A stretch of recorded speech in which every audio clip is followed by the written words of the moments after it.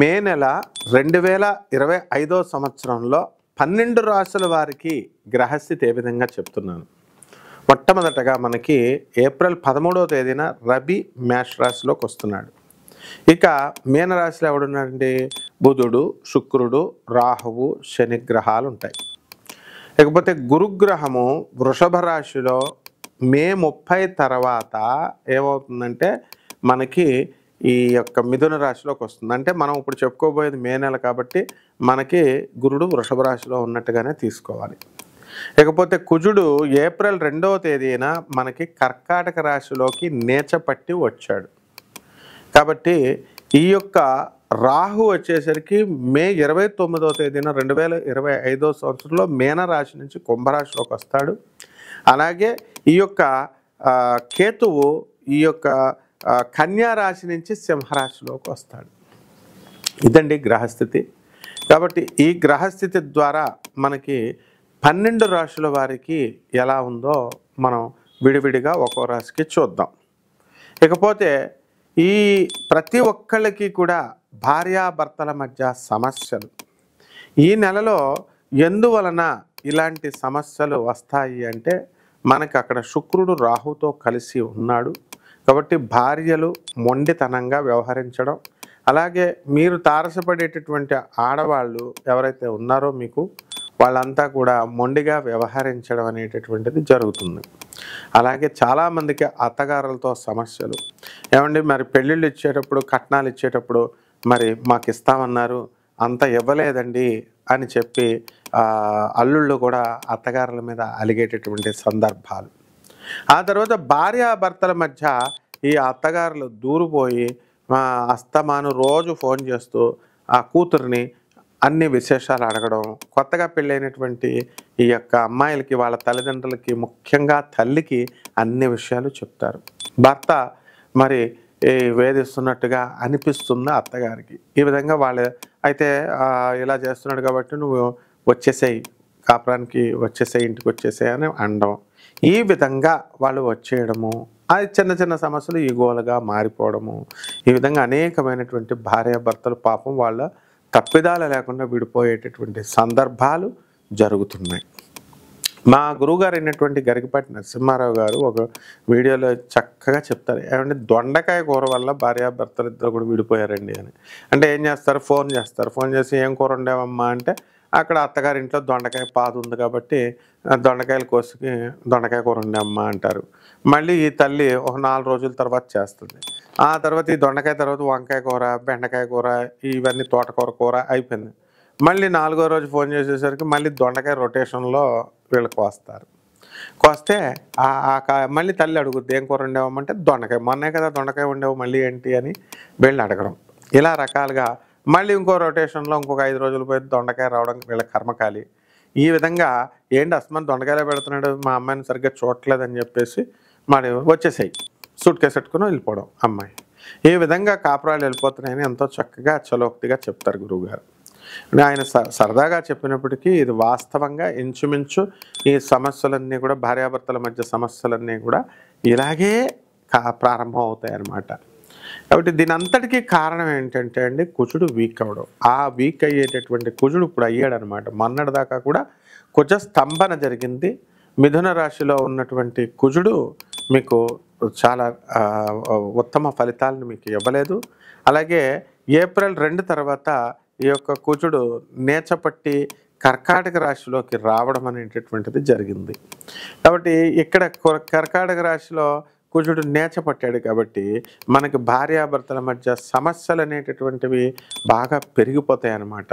కాబట్టి ఎవరైతే ఇట్లాగా ఈగోలు ఇట్లాంటివి అన్నీ ఉన్నాయో అటువంటివన్నీ కూడా వీళ్ళు తగ్గించుకొని వీళ్ళు జాగ్రత్తగా కాంప్రమైజ్ అయ్యి ముందుకు వెళితే ఇటువంటి సమస్యలు అనేటటువంటివి ఉండవు. ఇకపోతే ఈ నెలలో కోర్టు సమస్యలు కూడా మనకి అధికంగా అవడానికి ఎక్కువ అవకాశాలు ఉంటాయి. కాబట్టి ఎవరైతే భార్యాభర్తల మధ్య చిన్న చిన్న గొడవల కోసం కోర్టులకు వెళ్తారో ఆ కోర్టుల్లో పాపం ఆనరబుల్ జడ్జెస్ అవనియండి, లాయర్లు అవనియండి, పోలీస్ ఆఫీసర్లు అవనియండి, లేదా పెద్ద మనుషులు అవనియండి, మిమ్మల్ని కలిసి ఉంచడానికి శతవిధ ప్రయత్నాలు చేస్తారు. ఎవరు కూడా విడగొట్టాలని చూడరు. ఇది మీకు బుధుడు చేసేటటువంటి సహాయం.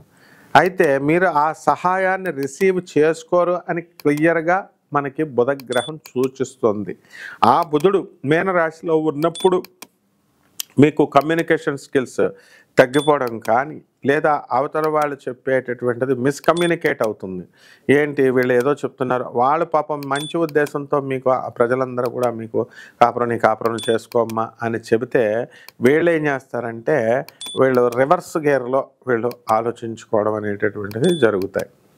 ఇకపోతే ఇప్పుడున్నటువంటి ఈ ఆధునిక ప్రపంచంలో మనం కనుక తీసుకున్నట్లయితే ఇప్పుడు సాఫ్ట్వేర్ ఉద్యోగాలు ఇవన్నీ కూడా ఈ రేడియేషన్స్ ఎక్కువగా ఉన్నటువంటి వస్తువులు, కంప్యూటర్స్, ఇలా ఫోన్లు, ప్రతి ఒక్కళ్ళు కూడా ఒక్కొక్క ఫోన్ తీసుకోవడం, ఇలా చేసుకోవడం ద్వారా ఈ రేడియేషన్స్ ద్వారా మనకి మీ బాడీలో ఉన్నటువంటి ఈ గ్రంథులన్నీ కూడా కుంచుకుపోవడం, సంకోచించడం, కాంట్రాక్ట్ అవ్వడము.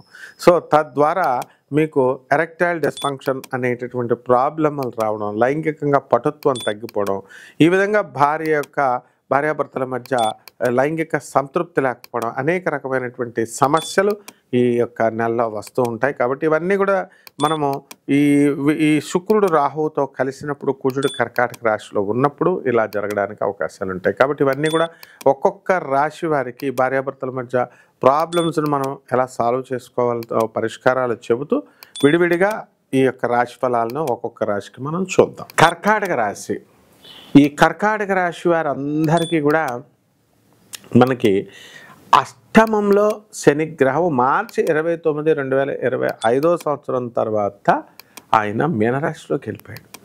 కాబట్టి బాగుందిరా బాబు, కర్కాటక రాశి వాళ్ళకి ఇంతవరకు 1-2 సార్లు మనం పనులు చేయాల్సి వచ్చింది, మరి ఇప్పుడు ఎలా ఉంటుందో అని టెన్షన్ పడేటటువంటి వాళ్ళందరికీ కూడా అమ్మయ్యా ఈ శని వెళ్ళిపోయాడు అని అనుకున్నారు. కానీ ఇంకొకటి ఏంటంటే మే 29, 2025 సంవత్సరం తర్వాత ఈ యొక్క శని మనకి మీనరాశి నుంచి కుంభరాశికి రావడం జరుగుతుంది, రాహు. దీనివల్ల రాహువు, అష్టమ రాహు వల్ల అనవసరమైనటువంటి విషయాలలో ఈ యొక్క కర్కాటక రాశి వారు బాధపడడానికి అవకాశాలు ఉన్నాయి.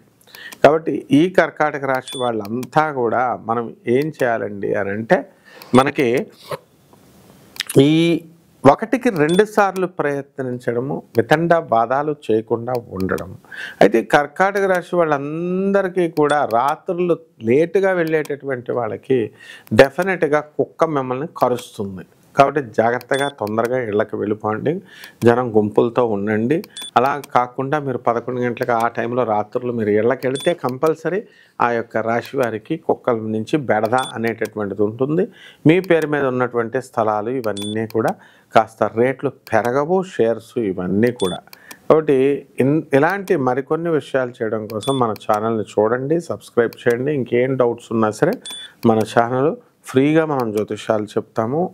అండ్ నాన్ కమర్షియల్ బేసిస్తో కొన్ని కండిషన్స్ ఉంటాయి, దాని ప్రకారం మీరు జాగ్రత్తగా చేసుకొని మొత్తం పూర్తి వివరాలు వ్యక్తిగత జాతకాల నుంచి తెలుసుకోవాలి. ఇప్పుడు మనం గుళ్ళో ప్రసాదం పెడతాం, కొంచెం పెడతాం, ఎందుకు పెడతాం కొంచెం అంటే స్కెలిటన్ ఐడియా. రాశి ఫలాలు అనేటటువంటిది కోట్ల మందికి జరిగేది కాబట్టి స్కెలిటన్ ఐడియా ఇస్తుంది అనమాట.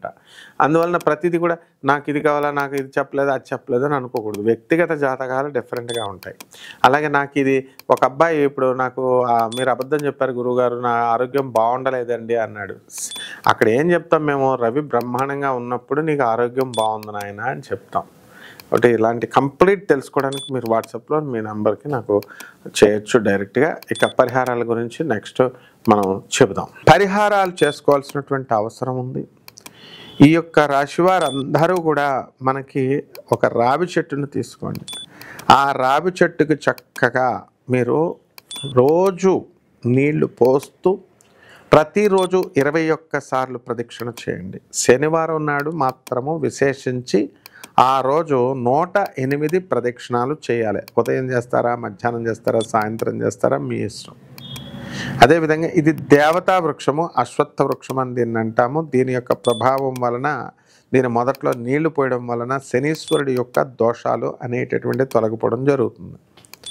ఇకపోతే ఈ రెండవ పాయింట్ మీరు చేయాల్సింది ఏమిటి అంటే మనకి శని జపం చేసుకోండి, శని స్తోత్రాలు చదవండి, శనికి కిలోంపావు నల్ల నువ్వుల్ని నల్లని వస్త్రాన్ని ఇచ్చి పేద బ్రాహ్మణులకి శనివారం నాడు ఉదయం 8 గంటలకు దానం చేసుకోండి. దశ మహావిద్యల్లో ఒకటైనటువంటి మహాకాళి అమ్మవారి యొక్క హోమాన్ని మీ ఇళ్లల్లో జరిపించుకోవడం ద్వారా అద్భుతమైనటువంటి ప్రయోజనం మీకు కలుగుతుంది.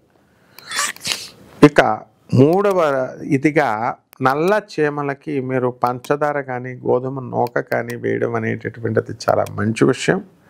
కాబట్టి ఈ రాశి వాళ్ళ అందరూ కూడా ఈ యొక్క తాంత్రిక పరమైనటువంటి చర్యలు, ఉపహారాలు, పరిహారాలు, అలాగే వైదిక సంబంధమైనటువంటి పరిహారాలు ఇవన్నీ చేసుకోవడం ద్వారా అద్భుతమైనటువంటి ఫలితం మీకు వస్తుంది.